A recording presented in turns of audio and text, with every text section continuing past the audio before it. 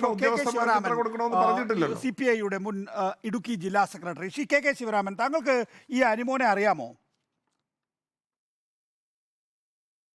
പക്ഷെ വളരെ അടുത്ത ബന്ധമൊന്നും എനിക്കില്ല. അറിയാമല്ലേ? നോക്കൂ, അയാൾ ഇങ്ങനെ ഒരു വോയിസ് ക്ലിപ്പ് അവരുടെ വാട്സാപ്പ് ഗ്രൂപ്പിൽ ഇടണമെങ്കിൽ അതിൽ നിന്ന് താങ്കൾ സംശയിക്കുന്നത് എന്താണ്? ഞാൻ സംശയിക്കുന്ന ഒന്ന്, ഇത്തരം പ്രധാനപ്പെട്ട ഒരു കാര്യം ഒരു ഗ്രൂപ്പിലെ ശബ്ദരേഖയിലൂടെ വിടുന്നത് സാധാരണമല്ല. അതൊരു അസാധാരണമായ നടപടിയാണ് എന്ന് ഞാൻ കരുതുന്നു. കാരണം അങ്ങനെ ഇട്ടാൽ അത് ഏതെങ്കിലും തരത്തിൽ പുറത്തു പോകും എന്നറിയാത്തയാളല്ല അനിമോൻ. അപ്പൊ വളരെ ബോധപൂർവമാണ് ഇങ്ങനെ ഒരു കാര്യം ഈ ബാർ ഉടമകളുടെ ഗ്രൂപ്പില് ശബ്ദരേഖയായിട്ടിട്ടത്. അപ്പൊ അതിന്റെ പിന്നിൽ മറ്റെന്തെങ്കിലും ഉണ്ടോ എന്ന കാര്യം ഗൗരവമായി അന്വേഷിക്കണം എന്നാണ് ഞാൻ എന്റെ സംശയിക്കുന്ന മറ്റെന്തെങ്കിലും എന്താണ്? ഈ ഗവൺമെന്റിനെതിരെയുള്ള ഗൂഢാലോചനയ്ക്ക് പിന്നിലുണ്ടോ എന്ന് സംശയിക്കണമല്ലോ. ഈ സർക്കാരിനെതിരെ ഒരുപാട് ആരോപണങ്ങൾ ഇതിലുമ്പ് വന്നിട്ടുണ്ട്, അതെല്ലാം ചീറ്റിപ്പോയിട്ടുണ്ട്. ഇപ്പൊ തെരഞ്ഞെടുപ്പ് കഴിഞ്ഞതേ ഉള്ളൂ. ഒരു പുതിയ സമരമുഖം തുറക്കാൻ ഇവരെല്ലാം കൂടി തീരുമാനിച്ചിട്ടുണ്ടെന്നറിയില്ലല്ലോ. ബാറുടമ സംഘത്തിന്റെ സംസ്ഥാന നേതൃത്വം അനിമോനെ തള്ളി പറഞ്ഞിട്ടുണ്ട്. അങ്ങനെ ഒരു ഇതിനെ കുറിച്ച് ഞങ്ങൾ ആലോചിച്ചിട്ടില്ല. അത്രത്തോളം വിശ്വാസ്യത ഉണ്ടെന്ന് മറ്റൊരു കാര്യമാണ്.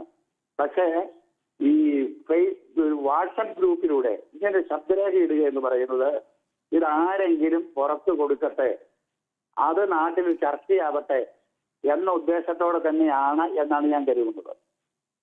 അല്ല, അതിനൊരു മറ്റൊരു വശമുണ്ടല്ലോ. ഈ ശബ്ദരേഖയിൽ വളരെ കൃത്യമായി പറയുന്നുണ്ട് സർക്കാരിന് നമ്മൾ പണം കൊടുത്താലേ കാര്യങ്ങൾ നടക്കൂ എന്ന്.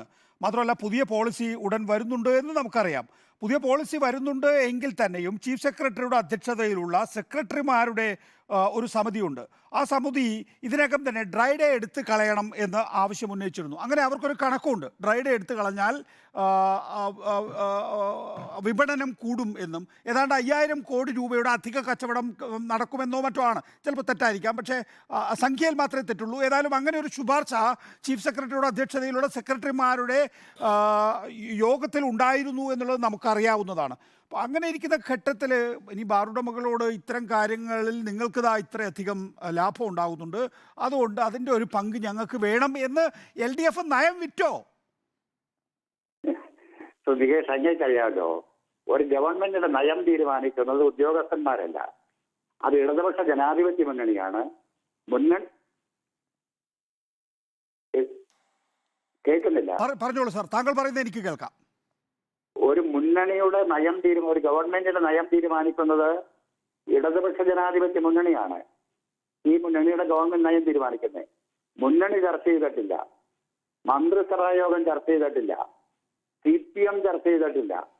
അങ്ങനെ ആരും ചർച്ച ചെയ്യാത്തൊരു വിഷയത്തെ കുറിച്ചാണ് അനിമോൻ ഇങ്ങനെയെല്ലാം നമുക്ക് ഗുണം കിട്ടും, അതുകൊണ്ട് 2.5 ലക്ഷം വീതം കൊടുക്കണം എന്ന് പറയുന്നത്. അത് എത്രത്തോളം യുക്തിസഹമാണ്?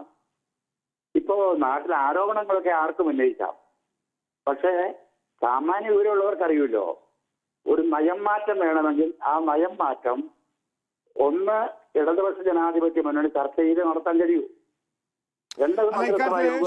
ശിവരാമൻ, ഞാനൊന്ന് ഇടപെടുന്നുകൊണ്ട് ക്ഷമിക്കണം. ഇടതുപക്ഷ ജനാധിപത്യ മുന്നണി എന്ന് പറഞ്ഞു കഴിഞ്ഞാൽ അവിടുത്തെ റിയാലിറ്റി കൂടി നമ്മൾ നോക്കണ്ടേ? CPM എന്താണോ തീരുമാനിക്കുന്നത് അതല്ലേ അവിടെ നടക്കൂ. പ്രത്യേകിച്ച് എക്സൈസ് വകുപ്പ് CPM ആണ് ഭരിക്കുന്നത് കൊണ്ട്. ഇതിനേക്കാൾ വലിയ അഴിമതിയുടെ കുരിശുദ്ധം നടത്തിയിട്ടുള്ള ആം ആദ്മി പാർട്ടി 100 കോടി രൂപ ഗോവ തെരഞ്ഞെടുപ്പിന് വേണ്ടി വാങ്ങിയെന്നത് സംബന്ധിച്ച് ED അന്വേഷണം ഇപ്പോൾ പുരോഗമിക്കുകയാണ്. അപ്പോൾ അതൊക്കെ നമ്മുടെ മുന്നിൽ ഇരിക്കെ യഥാർത്ഥത്തിൽ നയമാറ്റത്തിൽ കാശ് വാങ്ങണമെങ്കിലും മദ്യത്തിൻ്റെ കാര്യത്തിൽ മാത്രമേ സാധിക്കുള്ളൂ. ഒരു നിശ്ചിത തുക കിട്ടണമെങ്കിലും മദ്യത്തിൻ്റെ കാര്യത്തിൽ മാത്രമേ കിട്ടുള്ളൂ എന്നുള്ളത് നമുക്ക് മുൻ ഉദാഹരണങ്ങളുണ്ട്. ഇനി നമ്മൾ ഗോവയിലേക്ക് പോകണ്ട, നമ്മൾ ഡൽഹിയിലേക്ക് പോകണ്ട, നമ്മുടെ ഈ കേരളത്തിൽ തന്നെയുള്ള ഏറ്റവും വലിയ കോഴ ആക്ഷേപം വന്നിട്ടുള്ളത് 2011-16 ഗവൺമെൻറ്റിൻ്റെ കാലത്തല്ലേ? അല്ല, ED പറയുന്നതിനെ കുറിച്ച് ഞാനിപ്പോ പറയുന്നില്ല. ED എന്തൊക്കെയാണ് ചെയ്തുകൊണ്ടിരിക്കുന്നതെന്ന് നമുക്കെല്ലാം അറിയുന്ന കാര്യമാണ്. അത് രാഷ്ട്രീയ താല്പര്യങ്ങൾ തന്നെയാണ് അതിന്റെ പിന്നിലുള്ളത്. അതും ഈ കേരളത്തിൽ ഇപ്പോൾ നടന്ന അനിമോന്റെ ശബ്ദരേഖയും തമ്മിൽ താരതമ്യം ചെയ്യേണ്ട യാതൊരു കാര്യവുമില്ല. ഇപ്പൊ കേരളത്തിൽ അഴിമതി ഇല്ലെന്നോ അല്ലെങ്കിൽ ആരും അഴിമതി നടത്തുന്നില്ലെന്നോ അതൊന്നും അല്ല എന്റെ വാദം.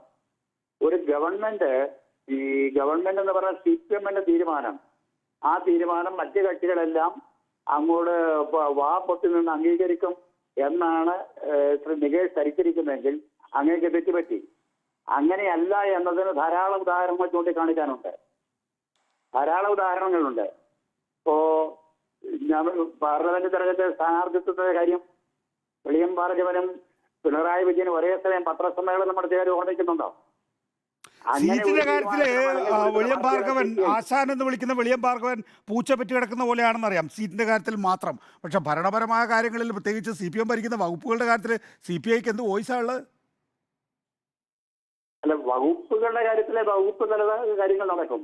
പക്ഷെ നയപരമായ കാര്യങ്ങൾ, ആ നയപരമായ കാര്യങ്ങളെല്ലാം LDF തീരുമാനിക്കുമെന്ന് ഞാൻ പറഞ്ഞത്. ശരി, നയപരമായ കാര്യങ്ങൾ LDF ആണ് തീരുമാനം എടുക്കേണ്ടത്. ദയവായി തുടരുക ശ്രീ KK ശിവരാമൻ.